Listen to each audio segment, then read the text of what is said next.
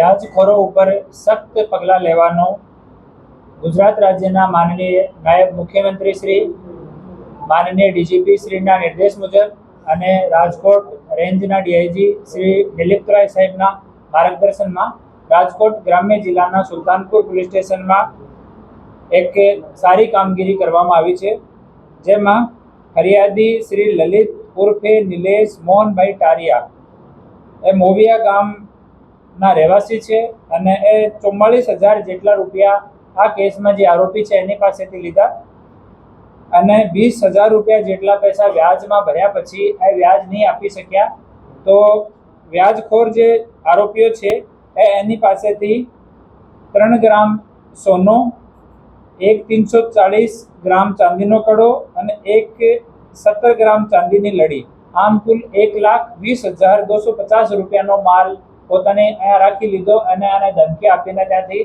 બગાડી દીધો. આ ફરિયાદ જ્યારે સુલતાનપુર પોલીસ સ્ટેશનમાં આવી તો સુલતાનપુર પીઆઈ શ્રી જયરાજ ખાચર દ્વારા એનો ગુનો દાખલ કરવામાં આવ્યો. એના આરોપીઓ વિરુદ્ધમાં કાર્યવાહી ચાલુ કરવામાં આવી. એના જ ભાગરૂપમાં જ્યારે આજુબાજુના લોકોને ખબર પડી કે આ વ્યાજખોર વિરુદ્ધમાં કાર્યવાહી થઈ રહી છે તો 90 જેટલા લોકો ફરિયાદ કરવા માટે આવ્યા અને જ્યારે આરોપી પક્ષ સાથે એ લોકો વાતચીત કરી તો આરોપી પક્ષે સ્વ ખુશીથી આ 90 પરિવારોનો જો કબજે કરેલો સોના, ચાંદી, મકાન અને વાહનોના દસ્તાવેજ હતા એ તમામ છે એ પરત કર્યા છે. આમાં સોનાની કિંમત કુલ 180.65 ગ્રામ, જેની કિંમત આશરે 27,48,000 છે. ચાંદીના દાગીનાની કિંમત કુલ વજન 19 કિલો 724 ગ્રામ, જેની કિંમત 49,31,000 રૂપિયા છે અને જમીન, મકાન અને ફ્લેટના દસ્તાવેજો અને વાહનોની આરસી, જેની આશરે કિંમત 29 લાખ રૂપિયા છે અને સહી કરેલા કોરા ચેક છે. આમ કુલ 1,05,79,450 રૂપિયા લગભગ કિંમતનો આ મુદ્દામાલ છે, જે આરોપી સ્વ ખુશીથી જે તમામ ફરિયાદી લોકો આવ્યા હતા એને પરત કર્યો છે. આ ગુનાનો જો 1,20,000 રૂપિયાનો જો મુદ્દામાલ છે એ ગુનાના કામમાં કબજે કરવામાં આવ્યો છે. નામદાર કોર્ટની મંજૂરી લઈને એને પરત કરવાની કાર્યવાહી આગળ કરવામાં આવશે અને બાકીનો 1,05,00,000થી વધારાનો જે મુદ્દામાલ છે એને આજે પરત કરવામાં આવે છે. આ કેસમાં રેન્જ આઈજી સાહેબનો સતત માર્ગદર્શન રહેલ અને આ મુદ્દામાલ સારી રીતે ફરિયાદીઓને પરત મળે એના માટે રેન્જ આઈજી સાહેબ, ડીજીપી સાહેબનું નિરંતર માર્ગદર્શન મળેલ. આમાં બંને આરોપીઓ સોહિલ રફીકભાઈ બાબુભાઈ સલાટ વાસાવડ ગામના છે. બીજા આરોપી ઇરફાનભાઈ રફીકભાઈ ઉર્ફે બાબુભાઈ સલાટ એ વાસાવડ ગામના છે. બંને આરોપીઓ વિરુદ્ધમાં કાર્યવાહી કરવામાં આવી છે. આમાંથી સોહિલ વિરુદ્ધમાં અગાઉના 3 ગુના છે, એ બીજે કલમોમાં છે, વ્યાજખોરીના ગુના નથી.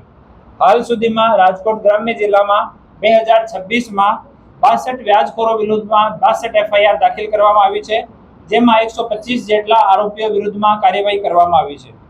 હું આપ મીડિયાના મિત્રોના માધ્યમથી તમામ જાહેર જનતાને અપીલ કરું છું કે કોઈ પણ માણસ વ્યાજખોરીથી પીડિત હોય, વ્યાજખોર કેવો પણ માણસ હોય, તમને કેટલો પ્રભાવશાળી લાગતો હોય, બિલકુલ બી ઝીઝક કર્યા વગર તમે નજીકના પોલીસ સ્ટેશનમાં, ડીવાયએસપી કચેરીમાં, એએસપીની કચેરીમાં, મારી કચેરીમાં આવીને સંપર્ક કરો. 100% અમે લોકો આપની મદદ કરવાના છીએ. આ પ્રેસ નોટમાં અમારો કંટ્રોલ રૂમનો અને અમારા જિલ્લાના તમામ અધિકારીઓનો નંબર છે. આમાં તમારે જે વ્યાજખોરીથી પીડિત છો તો રાજકોટ ગ્રામ્ય જિલ્લા માટે આ નંબર ઉપર સંપર્ક કરવા માટે વિનંતી છે.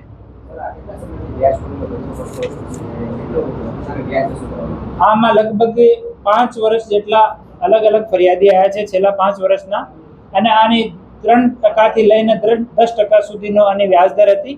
એની પાસે કોઈ વ્યાજનો લાયસન્સ નથી. આમાં કરી દઈશ પછી. આ મુદ્દામાલ જ્યારે ફરિયાદ આવી પછી પૂછપરછ કરવા ચાલુ થયા તો જો અલગ અલગ ફરિયાદી આવ્યા, આરોપીઓને પૂછપરછ કરી તો આરોપી અને એનો પરિવાર છેલ્લા 2 દિવસમાં રેડી થઈ ગયા કે ભાઈ અમારે પરત કરવાનું છે અને ફરિયાદી પણ એનાથી સંતુષ્ટ હતા કે અમારે આગળ કાનૂની કાર્યવાહીમાં નહીં જવાનું અને પરત કરી દે તો અમે લોકો સંતુષ્ટ છીએ. હાલ કોઈ બીજો વ્યક્તિ નથી મળ્યો. આરોપીના ફાધર પહેલા આવો જ કામ કરતા હતા વ્યાજનો, પરંતુ હાલ આની માનસિક સ્થિતિ જો છે સ્ટેબલ નથી, તો એ આરોપી 2 ભાઈઓ છે એ બંને કામ કરે છે. સાહેબ મોટા ભાગના વ્યાજવાળા છે ને આ બધા અરજદારો છે એમને વ્યાજના પૈસા વ્યાજના બધા લોકો વ્યાજવાળા છે અને ગીરવી મૂકેલો બધો સામાન આ છે ગીરવી મૂકેલો છે. એક આરોપીનો ગુનાહિત ઇતિહાસ છે, 3 ગુના છે. Follow for more updates. VRM9 News.